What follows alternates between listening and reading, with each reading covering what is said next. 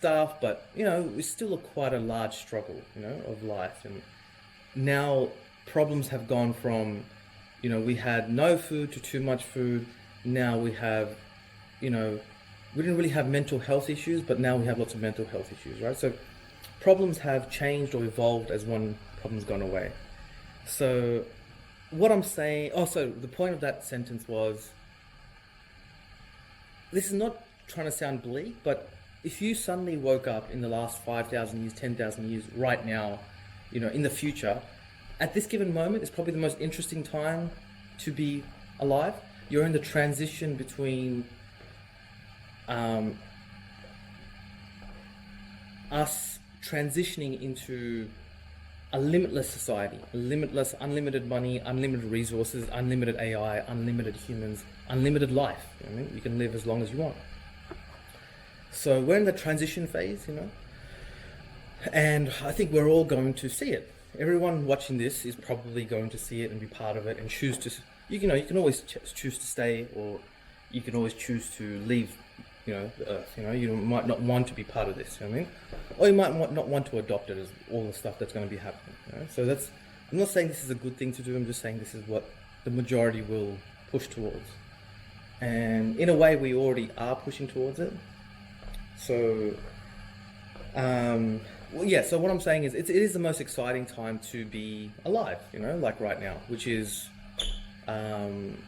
if you grew up 50 years ago, you had certain things happening, you had jobs, you had work, you had this, you're transitioning into, maybe as you got older, you had iPhones and phones and entertainment, so it was pretty cool, and then right now, we're transitioning from, we're like a going from, what would you call it? What turns a butterfly? Like, it's a caterpillar that turns into a butterfly. We are currently caterpillars as humans, and we're going to transform into a butterfly, It's a transformative phase. So once you are a butterfly, then you enjoy all the things a butterfly does. Fly from here, enjoy new places, blah, blah. A caterpillar's sort of stuck on that tree, So we're sort of stuck on this tree, but in the next phase, but we're in the transition phase. It's the one only time you can transition. Once you are a butterfly, you're going to enjoy all the things of a butterfly, which is great. And once you are a caterpillar, you'll have all the stuff a caterpillar has, which is great. But we're in the transition period, which is what is quite exciting. What's to look forward to in this transition period, and a very scary period. And I know, growing up, I can understand what a lot of people are thinking. If you're religious, you're like, this is ridiculous. This is not what, God and universe wants for us. If you're, believe in the past, what's happened in the past, you're like, well, this doesn't make any sense. Why would this happen so quickly? You're talking something that doesn't make, that sounds like a movie.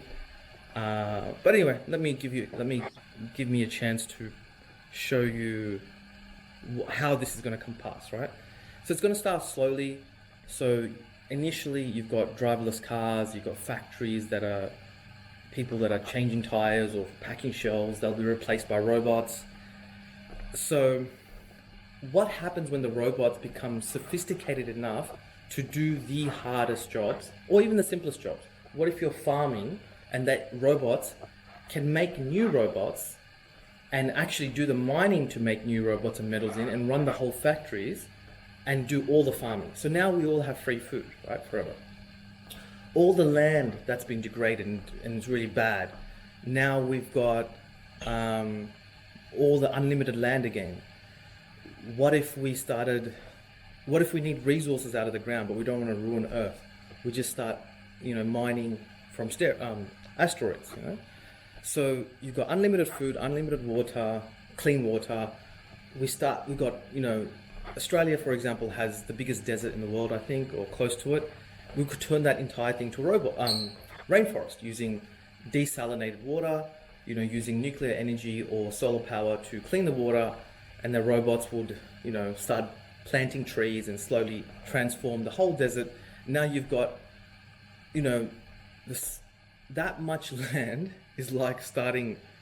It's so big, Australia, that it's like almost starting a new planet, because that's how much land will be there. And it's not only Australia. There's lots of countries, lots of desert and arid areas, and you don't have to turn it. You can turn it into anything you want. A rainforest, a sanctuary for animals. You can do all sorts of amazing things.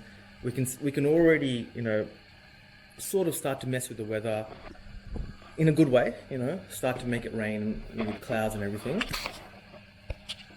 So I hope you're starting to see a picture of what's going to be happening.